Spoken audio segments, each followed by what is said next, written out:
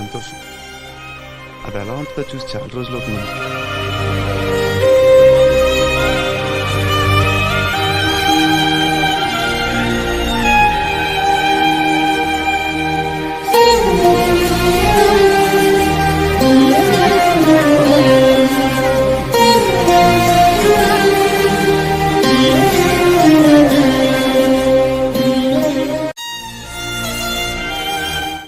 సంతోషం. అది ఎలా ఉంటుందో చూసి చాలా రోజులు అవుతుంది.